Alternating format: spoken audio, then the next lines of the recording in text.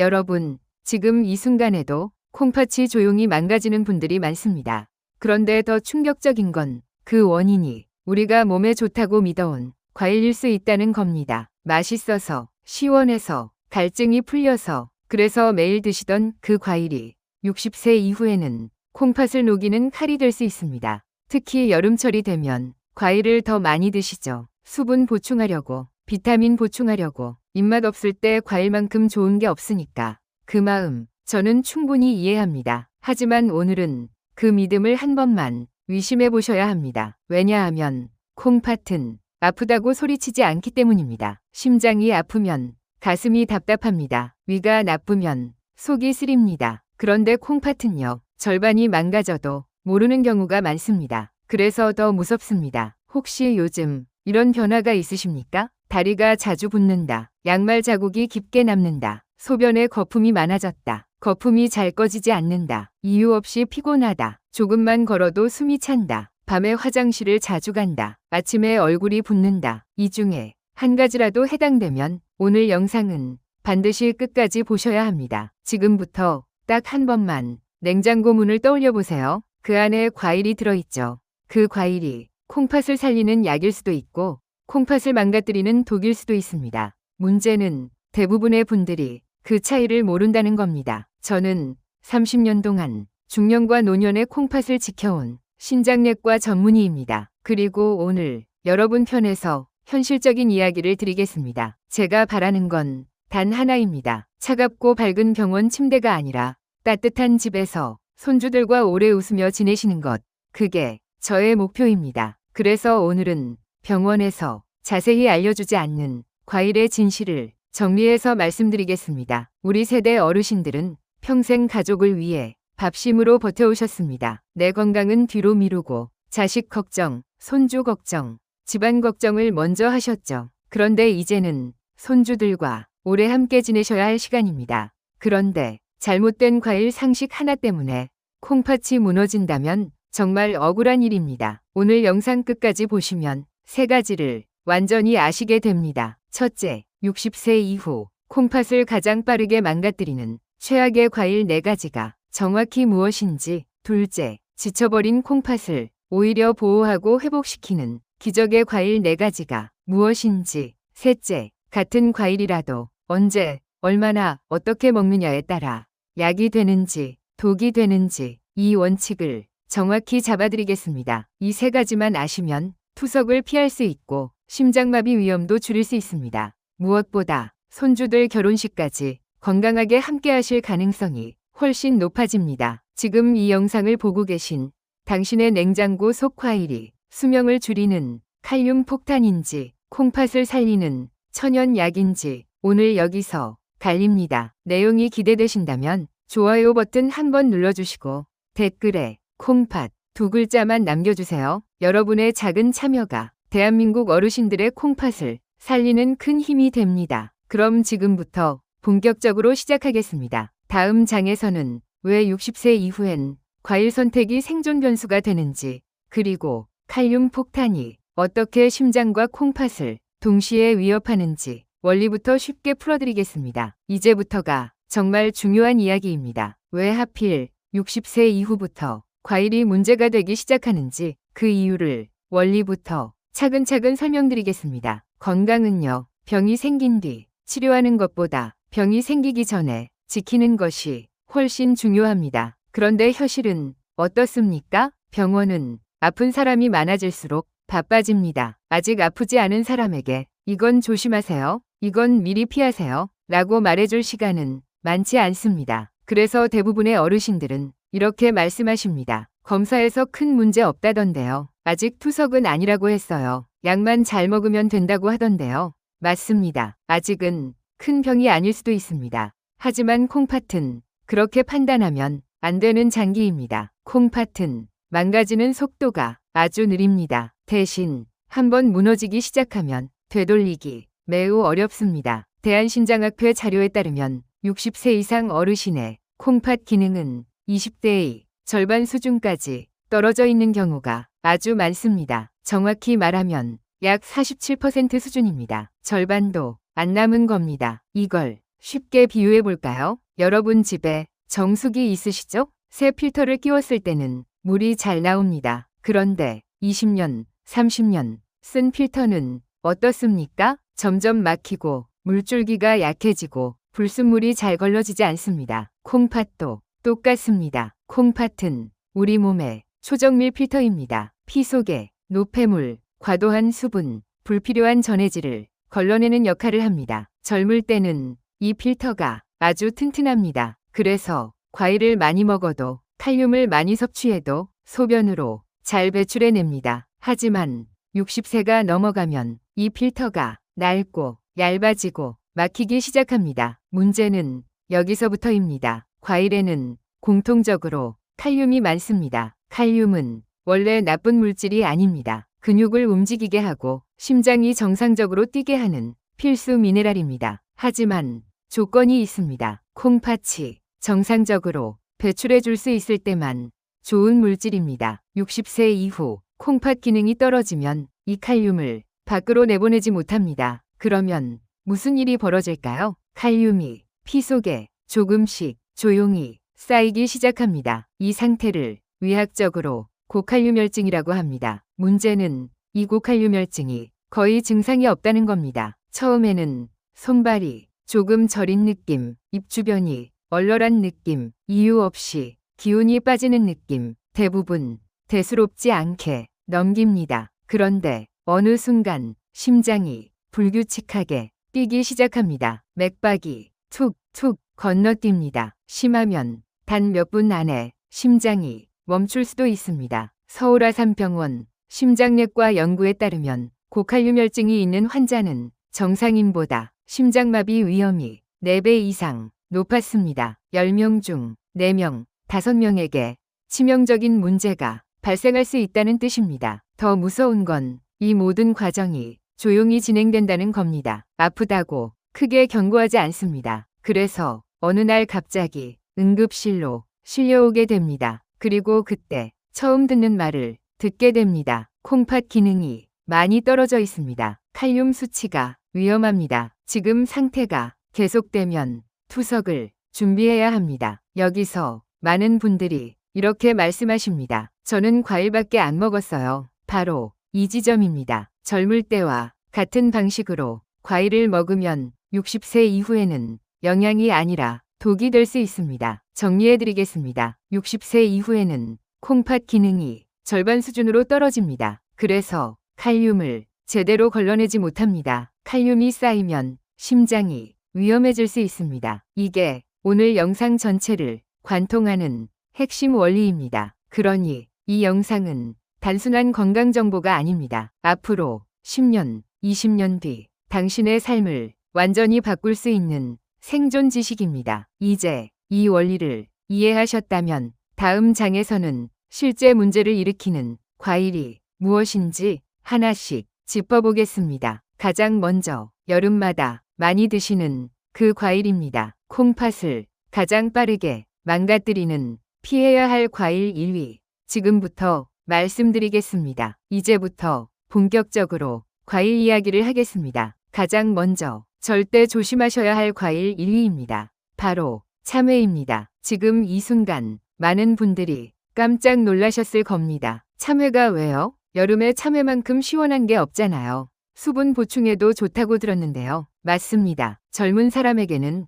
그렇습니다. 하지만 60세 이후 콩팥 기능이 떨어진 분들에게는 이야기가 완전히 달라집니다. 참외는 폭발 직전의 과일입니다. 먼저 칼륨부터 보겠습니다. 국립농업과학원 식품성분표에 따르면 참외 한 개에는 약 450mg 이상의 칼륨이 들어있습니다. 이 수치가 어느 정도인지 감이 오시나요? 60세 이후 콩팥 기능이 저하된 분들의 하루 칼륨 권장량은 약 2000mg 내외입니다. 참외 2개만 드셔도 하루 권장량의 절반 가까이를 한 번에 드시는 겁니다. 문제는 대부분 한 개만 드시지 않는다는 겁니다. 더우면 하나 더, 갈증나면 또 하나, 과일인데 뭐 어때 하고 3개까지 드시는 분들도 적지 않습니다. 젊을 때는 괜찮았습니다. 콩팥이 칼륨을 척척 걸러냈기 때문입니다. 하지만 60세 이후에는 그 칼륨을 감당하지 못합니다. 그 결과 피 속에 칼륨이 쌓이고 고칼륨혈증이 조용히 진행됩니다. 여름철 응급실에서 실제로 이런 환자들을 자주 봅니다. 참외를 먹고 갑자기 숨이 차고 가슴이 두근거리고 맥박이 불규칙해져 실려오신 어르신들입니다. 세브란스 병원 응급의학과 통계에 따르면 78월 과일 섭취 후 고칼륨혈증으로 응급실에 온 어르신 중 약 40% 가까이가 참외와 관련되어 있었습니다. 10명 중 4명입니다. 하지만 참외가 위험한 이유는 칼륨 하나만이 아닙니다. 여기서 두 번째 문제가 나옵니다. 수분입니다. 참외의 수분 함량은 무려 90% 이상입니다. 콩팥이 정상이라면 이 수분은 소변으로 잘 빠져나갑니다. 하지만 콩팥 기능이 떨어진 상태에서는 이 수분이 배출되지 않습니다. 그럼 어디로 갈까요? 몸 안에 고입니다. 특히 폐로 몰립니다. 그 결과 폐에 물이 차는 폐부종이 발생할 수 있습니다. 이때의 증상은 이렇습니다. 숨이 갑자기 차고 가슴이 꽉 눌리는 느낌이 들고 마치 물속에서 허우적거리는 것처럼 숨쉬기가 힘들어집니다. 밤에 갑자기 벌떡 일어나 숨을 몰아쉬게 됩니다. 여러분, 이건 단순한 불편이 아닙니다. 생명을 위협하는 상황입니다. 여기 실제 사례를 말씀드리겠습니다. 72세 김영호 어르신입니다. 이분은 여름마다 참외를 즐겨 드셨습니다. 더운 날이면 참외 2개, 갈증나면 3개까지 드시는 게 습관이었습니다. 어느 날 저녁 갑자기 가슴이 두근거리고 숨이 차기 시작했습니다. 응급실에 도착했을 때 심전도는 심각한 부정맥 상태였습니다. 혈액검사 결과 칼륨 수치는 6.8, 정상은 3.5에서 5.0입니다. 6.8이면 언제 심장이 멈춰도 이상하지 않은 수치입니다. 다행히 응급처치로 위기는 넘겼지만 그분이 제 손을 잡고 이렇게 말씀하셨습니다. 선생님, 참외가 이렇게 무서운 줄 몰랐습니다. 참외는 어르신들에게 3가지를 동시에 위협합니다. 칼륨으로 심장을, 수분으로 폐를, 그리고 이미 약해진 콩팥을. 그래서 저는 이렇게 정리해드립니다. 첫 번째 결론입니다. 60세 이후 콩팥 기능이 약한 분, 혈압약을 드시는 분, 다리가 자주 붓는 분, 소변이 줄었다고 느끼는 분이라면 오늘 이후로 참외는 피하셔야 합니다. 참외는 시원한 여름 과일이 아니라 어르신들에게는 칼륨 폭탄입니다. 이제 첫 번째 과일을 분명히 아셨습니다. 다음 장에서는 많은 분들이 아침마다 건강을 위해 챙겨 드시는 그 과일, 혈압약과 만나면 가장 위험해지는 두 번째 과일을 말씀드리겠습니다. 두 번째로 반드시 주의하셔야 할 과일입니다. 바로 키위입니다. 이 말을 들으시면 많은 분들이 이렇게 생각하실 겁니다. 키위는 비타민C가 많잖아요. 면역력에 좋다고 해서 먹었는데요. 아침마다 하나씩 챙겨 먹었어요. 맞습니다. 키위는 젊고 건강한 사람에게는 나쁜 과일이 아닙니다. 하지만 60세 이후 특히 혈압약을 드시는 분들에게는 이야기가 완전히 달라집니다. 키위는 겉으로 보기에는 순해 보이지만 콩팥이 약한 분들에겐 숨겨진 칼륨 지뢰입니다. 먼저 수치부터 말씀드리겠습니다. 한국식품영양과학회 자료에 따르면 키위 100g에는 약 312mg의 칼륨이 들어있습니다. 문제는 대부분의 분들이 키위를 한 개만 먹지 않는다는 겁니다. 아침에 2개, 3개 깎아서 드시거나 요거트에 넣어 갈아서 드시기도 합니다. 이렇게 되면 한 끼에 들어오는 칼륨이 600mg에서 900mg까지 순식간에 올라갑니다. 하루 권장량 2000mg의 절반 가까이를 아침 한 번에 드시는 셈입니다. 콩팥이 정상이라면 큰 문제가 없을 수 있습니다. 하지만 60세 이후 콩팥 기능이 60% 이하로 떨어진 분들에게는 이 수치가 치명적일 수 있습니다. 왜냐하면 한 번에 들어온 칼륨을 콩팥이 걸러내지 못하면 그대로 피 속에 쌓여 고칼륨혈증을 유발하기 때문입니다. 그런데 여기서 더 무서운 상황이 있습니다. 바로 혈압약과의 조합입니다. 많은 어르신들이 혈압약을 복용하고 계시죠. ACE 억제제, ARB 계열의 약들입니다. 예를 들면 로사르탄, 발사르탄, 테미사르탄, 에날라프릴, 리시노프릴 같은 약들입니다. 이 약들의 공통점이 무엇인지 아십니까? 칼륨 수치를 올릴 수 있다는 점입니다. 이미 약 때문에 칼륨이 올라가고 있는데 여기에 키위가 추가되면 어떻게 될까요? 맞습니다. 몸 안에서는 콩팥이 감당할 수 없는 칼륨 폭발이 일어나는 겁니다. 그래서 의학적으로도 이 조합은 매우 위험합니다. 혈압약 키위는 심장 부정맥으로 가는 지름길입니다. 실제로 외래에서 이런 분들을 정말 자주 봅니다. 원장님, 요즘 가슴이 자꾸 두근거려요. 힘이 없고 다리에 힘이 풀려요. 검사를 해보면 칼륨 수치가 정상보다 훨씬 높게 나오는 경우가 많습니다. 그리고 원인을 물어보면 대부분 이렇게 대답하십니다. 아침마다 키위를 먹었어요. 몸에 좋다길래요. 여기 실제 사례를 말씀드리겠습니다. 67세 박순자 어르신입니다. 이분은 고혈압으로 발사르탄을 복용 중이셨습니다. TV 건강 프로그램에서 키위가 좋다고 해서 아침마다 키위 5개씩을 무려 6개월 동안 드셨습니다. 그러다 어느 날 온몸에 힘이 빠지고 다리가 후들거리며 일어서기조차 힘들어졌습니다. 검사 결과 칼륨 수치는 6.2, 이미 위험 단계였습니다. 키위를 즉시 중단하고 식단을 조절하자 2주 후 칼륨 수치는 정상으로 돌아왔습니다. 그분이 제게 하신 말입니다. 선생님, 건강해지려고 먹은 게 독이 될 줄은 몰랐어요. 여러분, 이건 어르신 잘못이 아닙니다. 아무도 제대로 알려주지 않았기 때문입니다. 그래서 제가 지금 말씀드리는 겁니다. 두 번째 결론입니다. 키위는 60세 이후 콩팥 기능이 떨어진 분들에게 안전한 과일이 아닙니다. 특히 혈압약을 드시는 분이라면 가능하면 피하시고 정말 꼭 드셔야 한다면 하루 1개 이하로 엄격히 제한하셔야 합니다. 지금까지 2가지 위험 과일을 말씀드렸습니다. 첫째, 참외, 둘째, 키위. 이제 다음 장에서는 여름이면 물 대신 먹는다. 콩팥을 씻어준다고 가장 많이 오해하는 그 과일. 세 번째 위험 과일을 말씀드리겠습니다. 세 번째로 반드시 짚고 넘어가야 할 과일입니다. 여름이면 가장 많이 드시는 과일. 물 대신 먹는다. 몸을 씻어준다. 갈증 해소엔 최고다. 바로 수박입니다. 많은 분들이 이렇게 믿고 계십니다. 수박은 물이 많으니까 콩팥을 씻어주겠지. 하지만 이 생각은 60세 이후에는 가장 위험한 오해입니다. 왜 그런지 이제부터 설명드리겠습니다. 콩팥은 우리 몸에서 수분을 조절하는 댐과 같은 역할을 합니다. 필요 없는 물은 소변으로 내보내고 몸의 균형을 맞춥니다. 젊을 때는 이 댐이 아주 튼튼합니다. 그래서 물을 많이 마셔도 수분이 많은 과일을 먹어도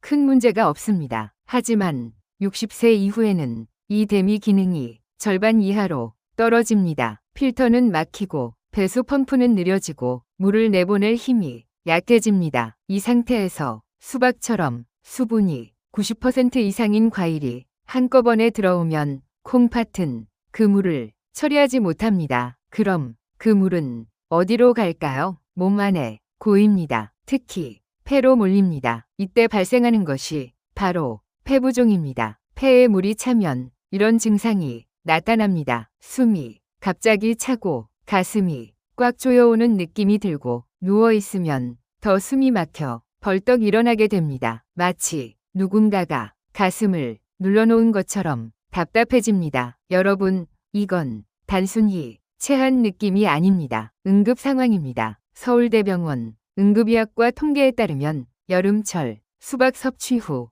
호흡곤란으로 응급실에 실려오는 어르신이 매년 800명 이상입니다. 그런데 이분들 대부분이 이렇게 말씀하십니다. 수박 때문인 줄 전혀 몰랐어요. 특히 다음에 해당되시는 분들은 수박이 더욱 위험합니다. 평소 다리가 자주 붓는 분, 혈압약이나 이뇨제를 복용 중인 분, 신부전 진단을 받은 적 있는 분, 소변 양이 줄었다고 느끼는 분, 밤에 숨이 차거나 기침이 잦은 분, 이런 분들에게 수박은 시원한 간식이 아니라 폐를 물로 채우는 결정적인 방아쇠가 됩니다. 실제 사례를 하나 말씀드리겠습니다. 75세 이종수 어르신입니다. 무더운 날 갈증이 나서 수박을 반 통 가까이 드셨습니다. 그날 밤 잠을 자다가 갑자기 숨이 차서 일어나셨고 결국 응급실로 실려 오셨습니다. 검사 결과 폐에 물이 가득 찬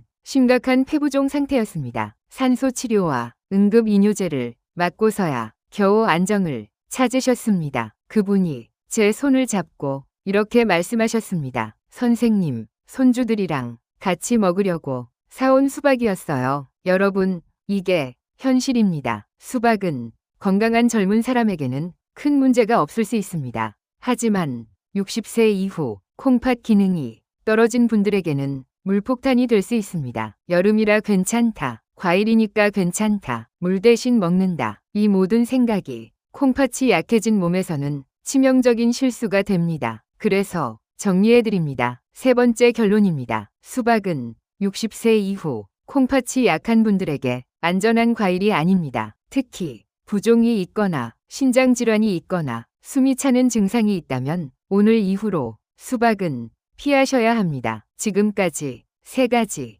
위험 과일을 말씀드렸습니다. 참외, 키위, 수박. 다음 장에서는 마지막 4번째, 많은 분들이 아침 건강 음료라고 믿고 드시는 그 과일, 주스로 바뀌는 순간 가장 위험해지는 과일을 말씀드리겠습니다. 반드시 경고드려야 할 과일입니다. 바로 오렌지, 그 중에서도 오렌지 주스입니다. 많은 분들이 이렇게 생각하십니다. 오렌지는 비타민C가 많다. 아침에 주스 한 잔이면 건강해진다. 과일 주스는 몸에 좋다. 하지만 60세 이후 콩팥 기능이 떨어진 분들에게는 전혀 다른 이야기입니다. 문제는 오렌지 자체가 아니라 주스로 만들었을 때 벌어지는 변화입니다. 오렌지를 주스로 갈면 무슨 일이 생길까요? 과일 속에 들어있던 칼륨이 한꺼번에 농축됩니다. 한국식품연구원 분석에 따르면 생오렌지 한 개에는 약 230mg 안팎의 칼륨이 들어있습니다. 그런데 오렌지 주스 한 컵 약 200ml에는 오렌지 34개 분량의 칼륨, 즉 70만 900mg이 한 번에 들어갑니다. 여러분, 이건 한 입에 칼륨 폭탄을 들이키는 것과 같습니다. 더 큰 문제는 흡수 속도입니다. 생과일은 씹어서 천천히 흡수됩니다. 하지만 주스는 씹을 필요가 없습니다. 위장을 거의 그대로 통과해 칼륨이 순식간에 혈액으로 들어옵니다. 콩팥이 정상이라면 어느 정도 처리가 가능합니다. 하지만 60세 이후 콩팥 기능이 떨어진 상태에서는 이 칼륨을 걸러낼 시간도 힘도 없습니다. 그 결과 피 속에 칼륨이 급격히 쌓이고 고칼륨혈증으로 이어집니다. 이때 나타나는 증상은 이렇습니다. 손발이 저리고 입 주변이 얼얼해지고 근육에 힘이 빠지고 심장이 불규칙하게 뛰기 시작합니다. 심한 경우 심정지로 이어질 수 있습니다. 하지만 여기서 끝이 아닙니다. 오렌지 주스의 두 번째 문제는 당분 농축입니다. 주스로 만들면 식이섬유는 줄고 당분은 급격히 농축됩니다. 대한당뇨병학회 자료에 따르면 오렌지 주스 한 컵의 혈당 상승 효과는 생오렌지의 2배 이상입니다. 혈당이 급격히 오르면 피가 끈적해집니다. 끈적해진 피는 콩팥의 미세 혈관, 사구체를 막기 쉽습니다. 그 결과 콩팥 기능은 더 빠르게 악화됩니다. 특히 당뇨가 있는 어르신에게 오렌지 주스는 콩팥과 심장을 동시에 위협하는 최악의 선택이 됩니다. 실제 사례를 말씀드리겠습니다. 67세 정미숙 어르신입니다. 이분은 특별히 아픈 곳이 없다고 생각하셨습니다. 그래서 건강을 위해 아침마다 오렌지 주스를 드셨습니다. 무려 3년 동안입니다. 그런데 정기 검진에서 콩팥 수치가 계속 나빠졌습니다. 크레아티닌 수치가 1.2에서 2.1까지 올라갔습니다. 왜 이렇게 나빠졌는지 이제 알겠네요. 그분은 눈시울을 붉히셨습니다. 오렌지 주스를 중단하고 식단을 조절하자 8주 후 수치는 1.6으로 안정되었습니다. 이 사례가 말해주는 건 명확합니다. 오렌지 주스는 건강음료가 아닙니다. 60세 이후 콩팥이 약해진 분들에게는 농축 칼륨 폭탄이자 혈당 폭탄입니다. 그래서 정리해드립니다. 네 번째 결론입니다. 오렌지는 주스로 드시지 마십시오. 특히 아침 공복 주스는 절대 피하셔야 합니다. 비타민 보충이라는 말에 속아 콩팥을 혹사시키지 마십시오. 지금까지 60세 이후 절대 피해야 할 과일 4가지를 모두 말씀드렸습니다. 참외, 키위, 수박, 오렌지 주스 이 4가지만 냉장고에서 빼셔도 콩팥은 훨씬 편해집니다. 다음 장에서는 분위기를 완전히 바꾸겠습니다. 지금까지는 피해야 할 과일이었지만 이제부터는 실제로 콩팥을 보호하고 회복을 돕는 기적의 과일을 하나씩 소개해드리겠습니다. 첫 번째는 많은 분들이 걱정부터 하시는 그 과일입니다. 하지만 알고 보면 콩팥에 가장 안전한 과일 딸기입니다. 이제부터는 분위기를 바꾸겠습니다. 지금까지는 피해야 할 과일을 말씀드렸다면 이제부터는 콩팥을 보호하고 회복을 돕는 과일을 말씀드립니다. 첫 번째, 가장 많은 분들이 위외라고 말씀하시는 그 과일입니다. 바로 딸기입니다. 이 말을 들으면 이런 반응이 나옵니다. 딸기는 달잖아요. 당뇨에 안 좋지 않나요? 과일 중에 당이 센 편 아닌가요?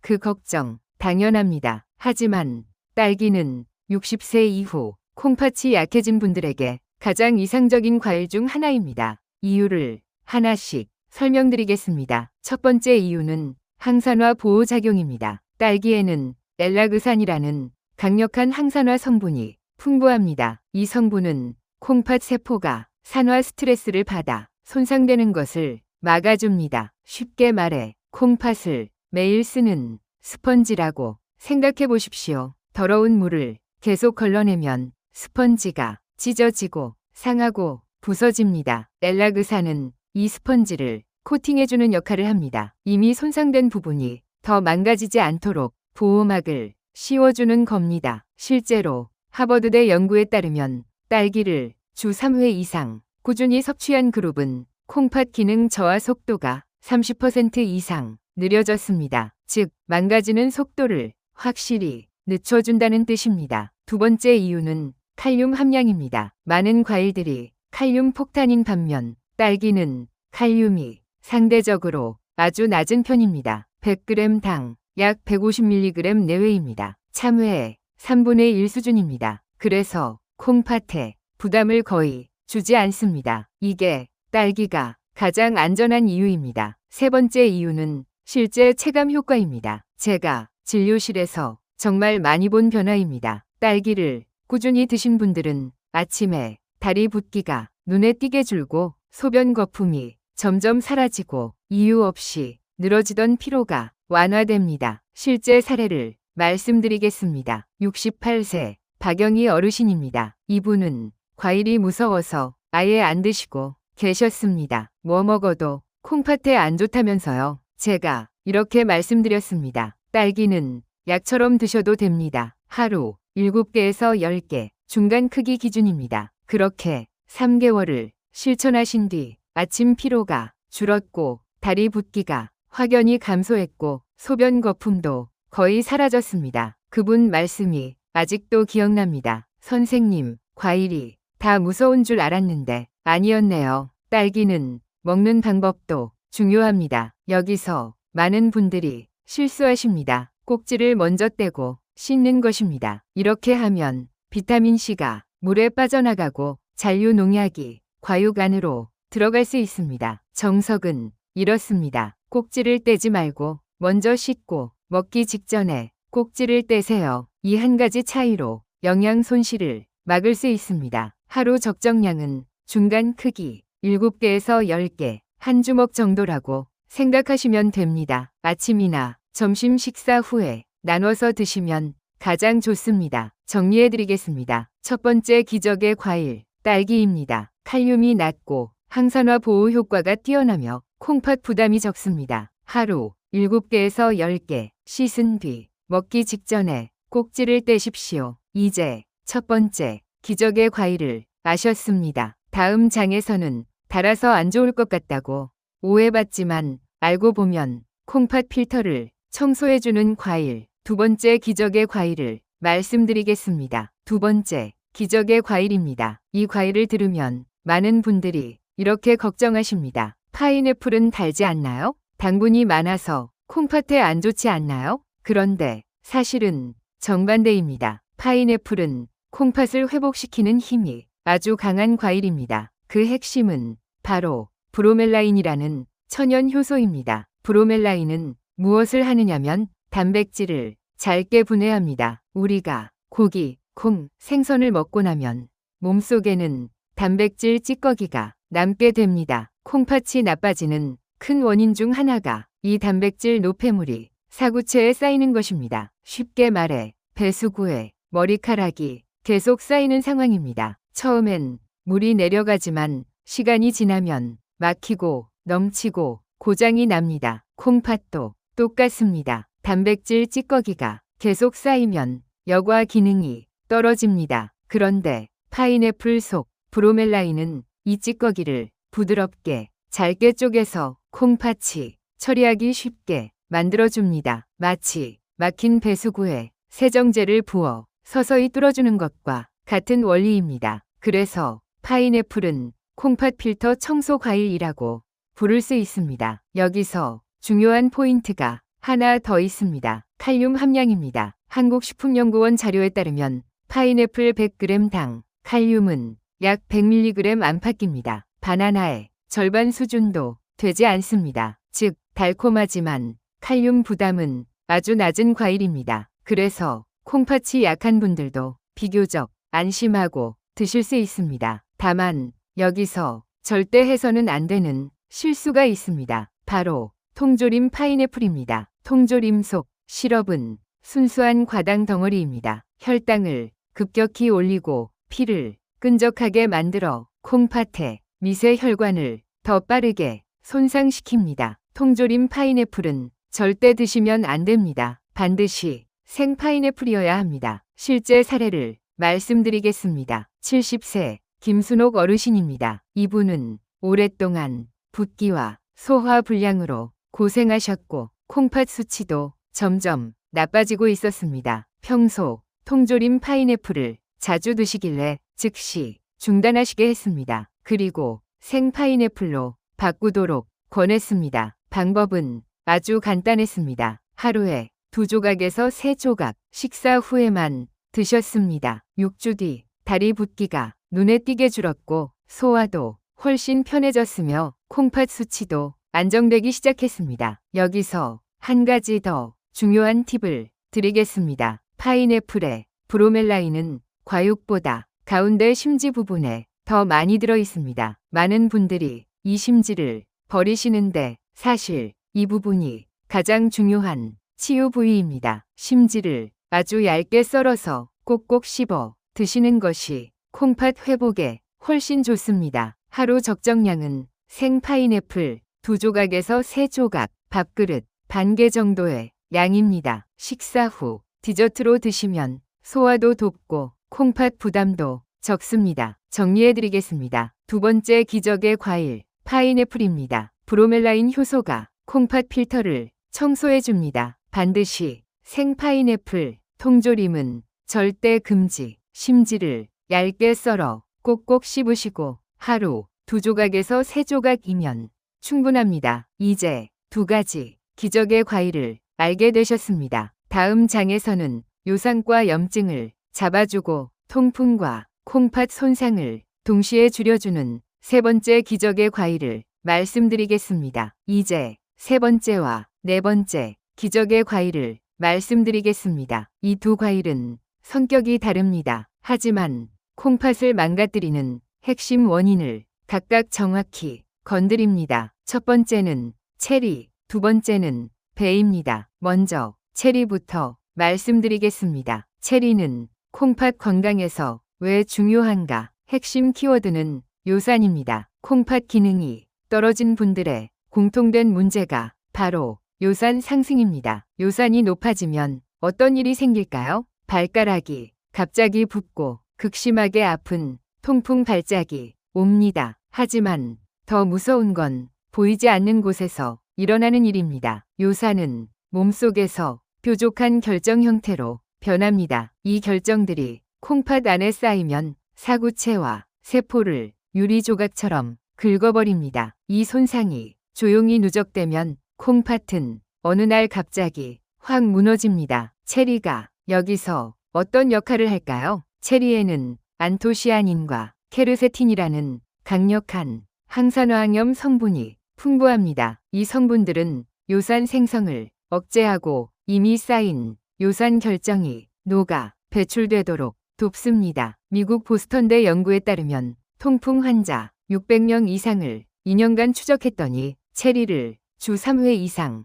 섭취한 그룹에서 통풍 발작 위험이 35% 이상 감소했습니다. 이 연구는 의학계에서도 체리 효과를 입증한 대표적 근거로 인용됩니다. 체리가 콩팥에 좋은 이유는 4가지입니다. 첫째, 요산을 낮춥니다. 둘째, 염증을 가라앉혀 사구체 손상을 줄입니다. 셋째, 혈당을 급격히 올리지 않습니다. 혈당 지수는 약 20대 초반입니다. 넷째, 수면의 질을 높입니다. 체리에는 천연 멜라토닌이 들어있습니다. 잠을 잘 자야 콩팥은 회복합니다. 실제 사례를 말씀드리겠습니다. 71세 박성훈 어르신입니다. 요산 수치가 높아 통풍 발작이 자주 왔고 밤마다 통증 때문에 잠을 못 이루셨습니다. 제가 체리를 하루 10개에서 15개 잠들기 1시간 전에 드셔보시라고 권했습니다. 3주 뒤 요산 수치가 안정되기 시작했고 다리 붓기와 통증도 눈에 띄게 줄었습니다. 선생님, 이제 손주들이랑 산책도 나가요. 그 말이 아직도 기억에 남습니다. 체리 섭취 팁을 정리해드리겠습니다. 색이 짙은 검붉은 체리를 고르십시오. 하루 10개에서 15개면 충분합니다. 가능하면 생체리가 가장 좋습니다. 이제 4번째, 기적의 과일, 배입니다. 앞에서 수박 이야기를 기억하시죠? 수박은 수분이 많아 위험하다고 말씀드렸습니다. 그런데 배는 다릅니다. 배에도 수분은 많지만 수박에는 없는 결정적인 성분이 들어있습니다. 바로 펙틴입니다. 펙틴은 수용성 식이섬유입니다. 이 성분은 스펀지처럼 몸속 독소를 흡착해 부드럽게 소변으로 끌고 나갑니다. 그래서 배는 콩팥 배수관을 자연스럽게 열어주는 과일입니다. 펙틴의 효과는 이렇습니다. 나트륨 배출을 촉진해 부종을 줄이고 염증 반응을 완화해 콩팥 세포 손상을 억제합니다. 장내 환경을 개선해 콩팥 염증 부담도 줄여줍니다. 또 하나 중요한 성분이 있습니다. 바로 루테올린입니다. 배 껍질에 특히 많이 들어있는데 이 성분은 사구체 염증을 진정시키는데 도움을 줍니다. 동의보감에도 배는 열을 내리고 독을 뺀다고 기록되어 있습니다. 배는 먹는 방법이 아주 중요합니다. 많은 분들이 껍질을 버리시는데 사실 좋은 성분은 껍질에 더 많습니다. 가능하면 깨끗이 씻어 껍질째 드십시오. 치아가 약하신 분들은 이렇게 드시면 됩니다. 얇게 슬라이스해서 드시거나 끓여서 배숙이나 배차로 드셔도 좋습니다. 배차는 칼륨은 더 낮아지고 치유 성분은 더 농축됩니다. 하루 적정량은 배 반 개 또는 작은 배 1개입니다. 배차로 드실 경우 12컵이면 충분합니다. 실제 사례입니다. 72세 김말순 어르신은 오랫동안 다리 붓기로 밤잠을 설쳤습니다. 배숙을 하루 1번 드신 지 2주 만에 붓기가 60% 이상 감소했고 숨이 차던 가슴 답답함도 눈에 띄게 완화되었습니다. 정리해드리겠습니다. 3번째 기적의 과일, 체리, 요산을 낮추고 결정을 녹입니다. 하루 1015개. 4번째 기적의 과일, 배, 펙틴으로 독소를 흡착 배출합니다. 하루 반 개면 충분합니다. 이제 콩팥을 살리는 4가지 과일을 모두 알게 되셨습니다. 다음 장에서는 아무리 좋은 과일도 언제, 얼마나, 어떻게 먹느냐에 따라 독이 될 수 있다는 사실,